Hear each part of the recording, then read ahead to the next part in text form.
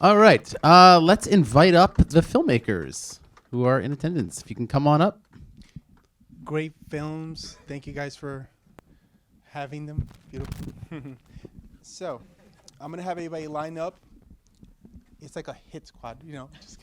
I'm gonna go just line up, and it doesn't matter the order. And I'm gonna have everybody tell me their name and the name of their film. I'll get out of your way. So these are the amazing filmmakers. Okay. Thank you, thank you. Okay, so it doesn't matter which one. We can start over here. On this end, tell us your name and the name of your film. Hi, I'm Jean-Luc McMurtry, and I'm Emily Keefe, and we did Unhinged, the music video. it was one of the earlier showings. I think the second one. Real quick, what inspired this music video, which I love, by the way? Oh, thanks. I've just always loved like women that go crazy in movies. And it was kind of like a quarantine project, and we shot it in our apartment actually. And so we were just kind of looking for something to do, and we made the song together as well. We produced it and wrote it together, and I was just on a run one day, and I kind of envisioned it. Nice. Wanted And to make it. lastly, what are some of the challenges, to making your video? Well, I came to Jean-Luc, who directed it, with like 20 characters, and he told me I needed to narrow it down. But yeah, the usual, just budget constraints and timing, and being, working class filmmakers is always kind of a struggle. Yeah, I mean, it's weird when you open up your home to shoot something into it, and people I know, offer up their homes to be shot in, and it's a tough thing because you realize, okay, this is going to be out there and this is our home. But the challenge that I think was really fun for us was, I don't know if you recognize some of the scenes in this music video were recreations of famous films. And the challenge, I think, one of the huge ones was, how do we use this one apartment and flex the space to give nods to each of these things with lighting and composition. So it was a really good challenge during the pandemic to take a small space and make something very unique and try and make nods to those films. So it was a lot of fun. Thanks for having us. Great job. We're going to pass it down and give them a hand of applause. Good. Thank you. And your name and the name of your film. My name's Hyun Kim, and I made the animation Torque. It was the one with the orange guy playing with the toy cars. Yeah. What inspired it? Because I thought it was very interesting, but what inspired it? I had this idea of an old man liking something so childish and finding some joy in it, and I just wanted to see how much I could kind of stretch that idea, I guess. I like the theme of like going home and enjoying whatever you want to enjoy and just being happy, So yeah. Awesome. And lastly, challenges. What were some of the challenges? I would say the main challenge was just getting the frames done, I guess. It's just a lot of manpower. But that's it. Yeah. Awesome. And your name and the name of your film? George Deal and La Cora, The Madness. Beautiful. Shake your clap. Awesome. Okay, so pretty much tell us what was it like? What inspired this film? Well, Rod Luzzi, his father does have Alzheimer's, and sort of we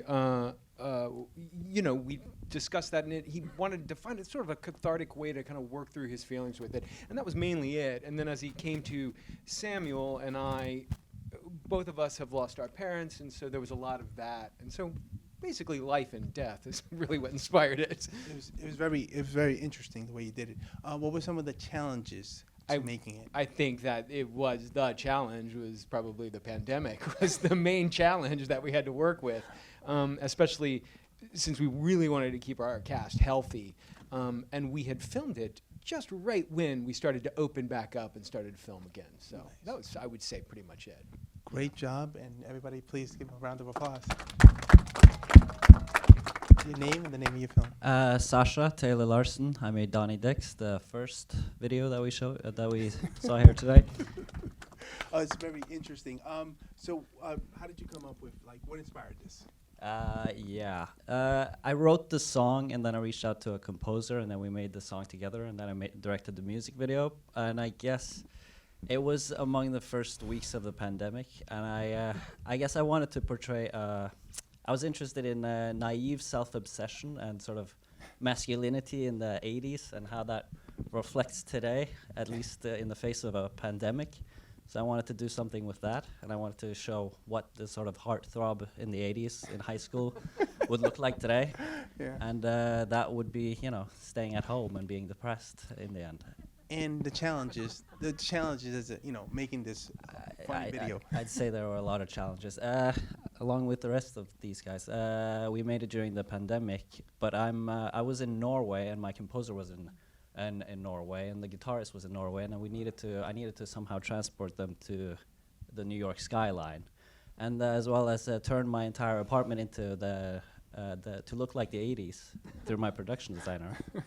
And that was a huge undertaking. And then I tried living as the character for a couple of months in that set for a couple of months afterward, but I realized that I quickly wasn't the character. Really. Round of applause, please. She has her own mic. Hey, you can go ahead. Oh, hi.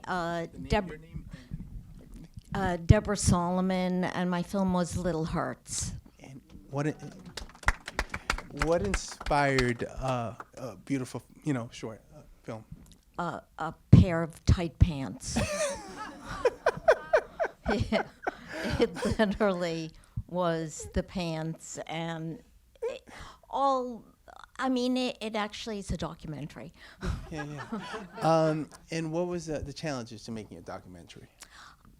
Actually, there were fewer challenges making this because of the pandemic.